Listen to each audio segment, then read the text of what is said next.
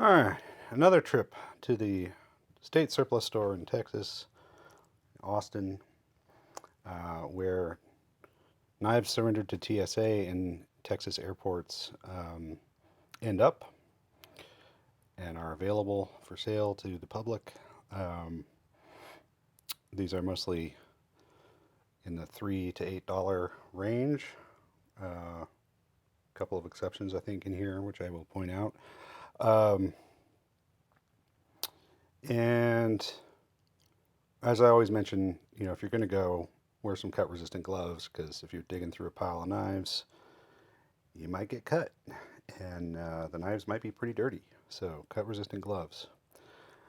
All right, let me show you what I got. This is actually two trips. One trip I only got a couple of things, and another trip I bought a bunch of things. I decided to just combine them here for video.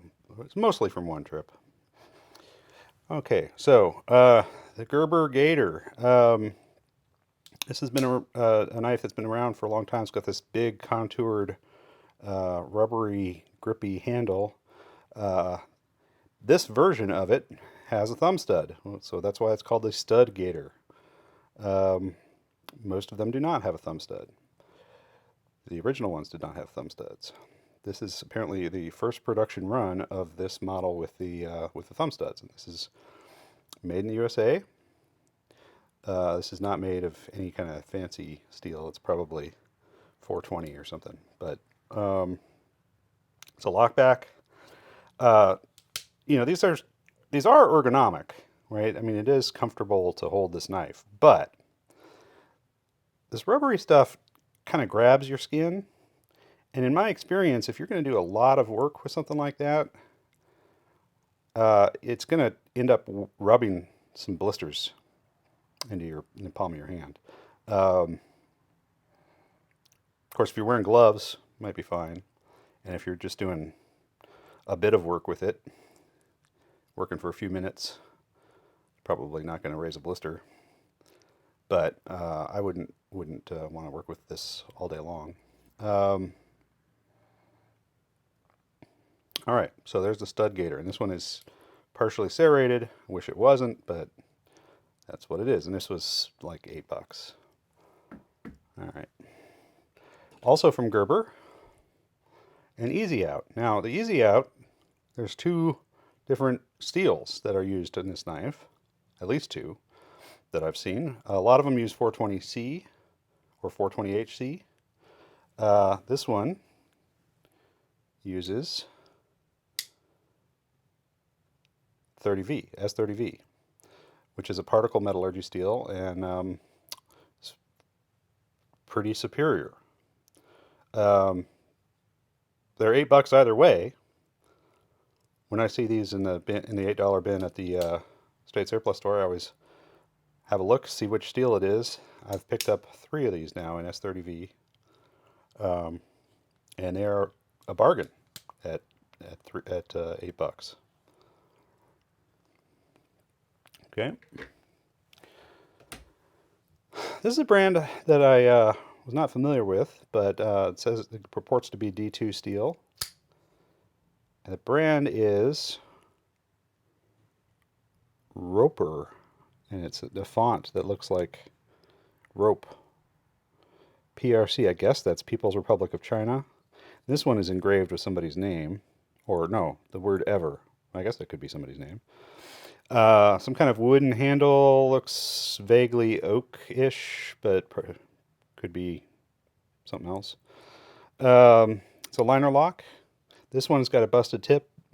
I've had a little fun reprofiling knives, and I will probably give this one a shot, just for kicks. This is the same brand, but a much nicer looking piece of wood. I'm not sure what kind of wood this is either, but it's more attractive, at least in my opinion. This one doesn't say that it's D2, so maybe it isn't. But yeah, Roper, PRC.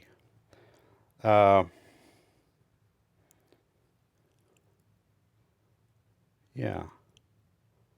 Hollow ground, clip point.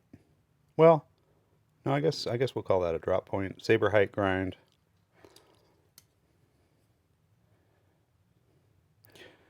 Yeah, these were $3 each.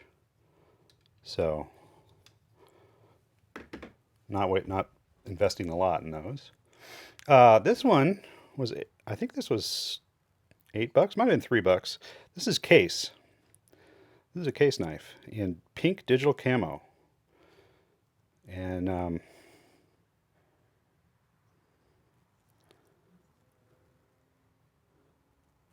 Case XX. Yep. Doesn't look like it's been used a whole lot. I mean, it's been carried. All of these knives I've wiped down with alcohol. It says it's stainless steel, right? Instead of carbon steel. Made in the USA. This one, when I wiped it down with alcohol, the alcohol took some of the detail away with it. Like it took some of the brown out there, which is why we see pink. So whatever kind of dye they're using, it's not stable under exposure to alcohol. But Case, American-made traditional pocket knife, 3 blades, reasonably good shape. Like I said, I can't remember if this was $3 or $8. Probably $8. But certainly they would cost more than that if you were to try and find one just about anywhere else. Boker Plus, this was $3, I believe, but it's got a busted tip. And this is a ceramic bladed knife. So it is possible to reprofile this, but it's going to be tricky. Ceramic is a harder material to work with than steel without breaking it and chipping it. So we'll see. It's got a nice action to it, and it's a liner lock with carbon fiber handles, deep carry pocket clip.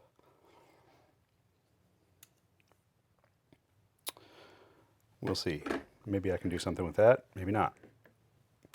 I did a little short on YouTube of this. This was a $1 knife. This has got a busted handle scale, but it's just a flat scale. I could make a replacement scale for it pretty easily, but I probably won't bother. But I just thought this thing was goofy and kind of fun. Thought I'd show it to you.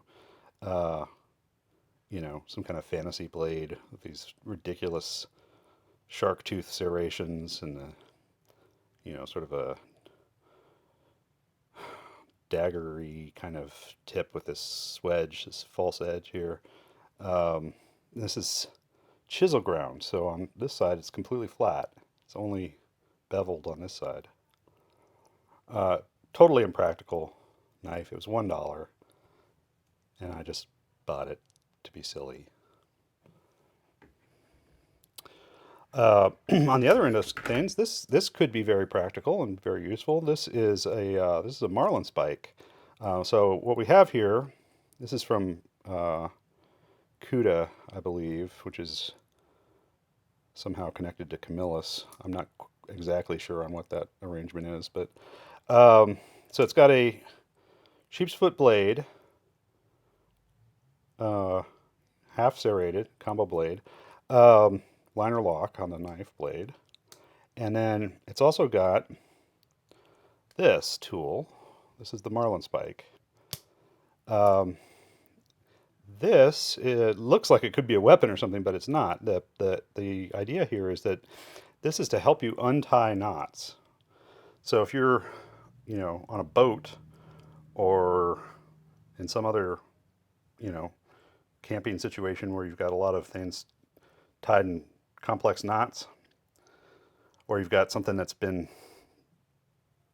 knotted accidentally and it's you need to get it untied and it's hard. The idea here is you push this the pointed end into the knot, and it as you push it in, it loosens it and kind of pulls the knot apart, and then you can leverage it and pull and open the knot up and get it undone. And it does work. I've used these before.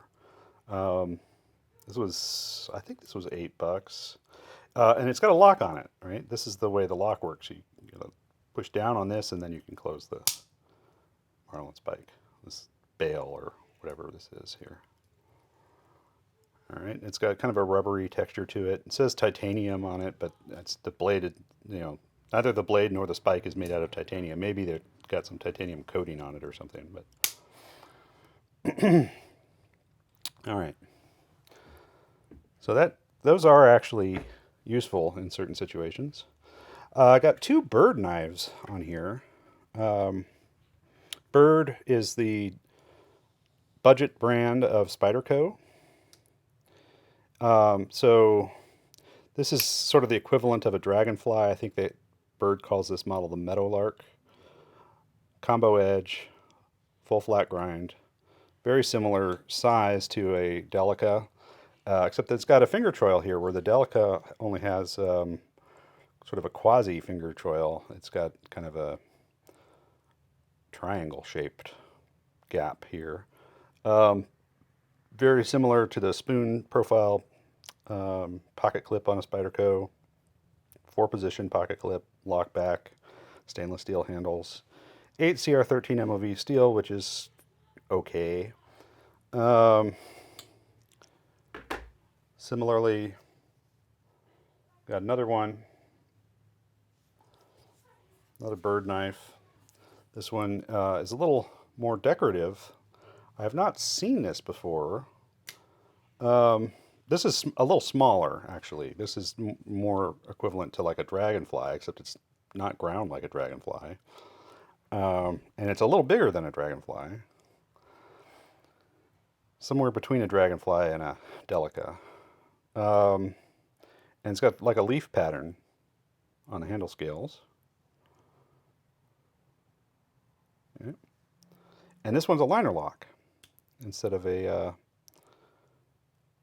back lock. So a little different.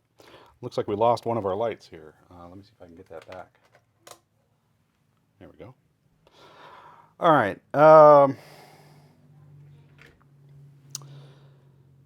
So this is a Cutco pocket knife. Cutco, despite being sort of weirdly cultish and pyramid schemey, does make pretty good knives. It's probably 420 HC, like a buck. This one's engraved with somebody's name, so I would have to grind that out if I wanted to make it look uncustomized, make it look new. Model 1891. This is a little bigger than the other Cutco models that I have found in the past at the surplus store. It's like Zytel or GRN or something handle. Pretty comfortable. Good lockup. Okay.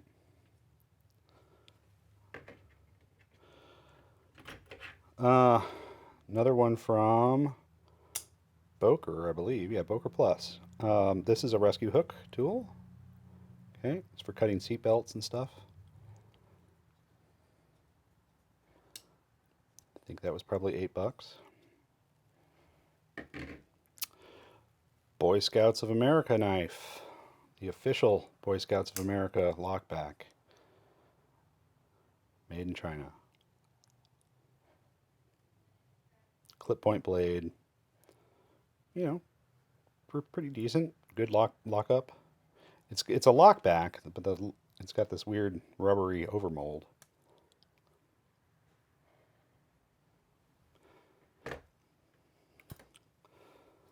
A CRKT. This one has got one of these goofy release things where you have to press that in, and then that unlocks it, and then it's got assisted opening, and it's got these ridiculous serrations on it.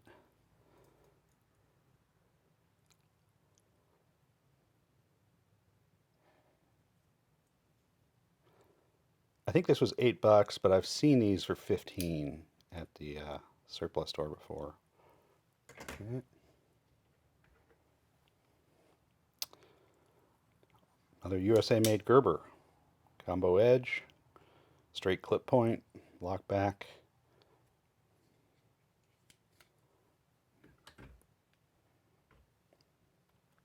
Browning. So Browning knives, so some of them are really good. Some of them are made in Japan, and I think are made by Cuda, which is pretty nice cutlery maker. This one is made in China. It's I don't know what kind of steel this is. Probably not anything special, but that does appear to be maybe some kind of micarta, and the lockup on it's good. I kind of like the look of it with the bolsters, contrasting bolsters. Some kind of multi-tool. This was probably $1, maybe $3. True is the brand. The True Minimalist. It's got a little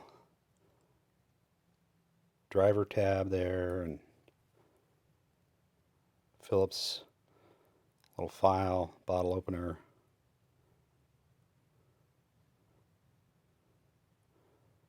Cap lifter, right? Little non-locking blade.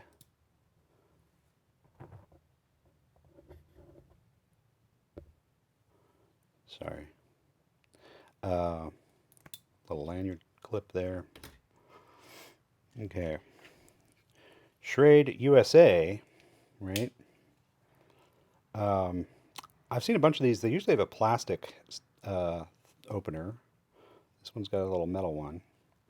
And this has, well, somebody has replaced the screw that goes through this, but these have little quick release plastic lanyard connectors that go in the back of the handle there usually.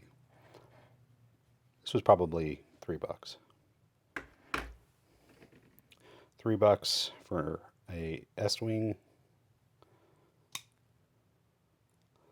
liner lock of Aus 8. Okay, combo blade.